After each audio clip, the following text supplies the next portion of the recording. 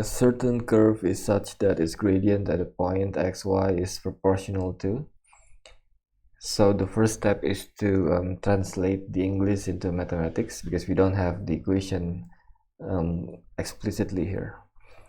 So the phrase gradient basically means dy dx. So gradient at a point that's dy dx is, of course, means equals, and proportional to means k times. So dy dx equals k times y over x root x. After we translate the English into maths, and now we can solve this differential equation. We do that by first separating the variables, everything with y on one side, everything with x on the other side. So we can just multiply both sides by dx and also divide by y here. So we do that on both sides. On the left we cancel out the dx, we have only 1 over y dy. On the right we cancel out the y, we have k times 1 over x root x dx. So now we need to integrate both sides. So for the integral of 1 over y, we get ln y, and the integral of this guy, we have to use exponential, the polynomial rule. So this is actually x to the power of 1, x to the power of 1 half. So this is actually x to the power of 3 halves at the bottom here, or if we use negative power, x to the power of minus 3 halves. Now we can use the power rule in MF19 integration formula. What we get is x to the power of the old power plus 1 minus 3 halves plus 1 is minus 1 half, divided by that new power minus 1 half. Dividing by minus 1 half means multiplying by minus 2. So that's why we have minus 2k.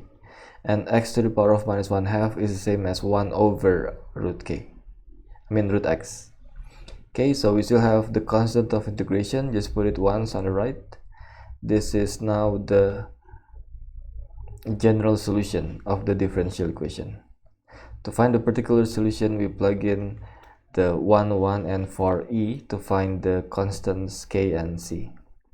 So if we plug in 1, 1, the x is 1, the y is 1. We have ln 1 on the left, which is 0. And this is just 1, so just minus 2k. So we have 2k equals c. And now if we plug in 4e, the next point, the x is 4, the y is e, ln e is 1. And root 4 is just 2, so they cancel out. We have only minus k here. So this means we have this second equation. Now we just substitute the fact that the c is 2k, we plug in here. So since the c is 2k, we substitute, we have k equals 1. And since we know the k is 1, we plug in here, we get the c. So we have the k value and the c value. We have found the particular solution. If we want it to be y in terms of x, we do e to the power of both sides. On the left we cancel out, we have only the argument, which is y, and on the right we still have this whole thing here. So it's just minus 2 over root x plus 2. Okay, so that's the final answer. Next part, y tends to infinity. So tends to infinity means the x is really big. So the calculator trick is to just plug in something really big, like 9999999 and so on.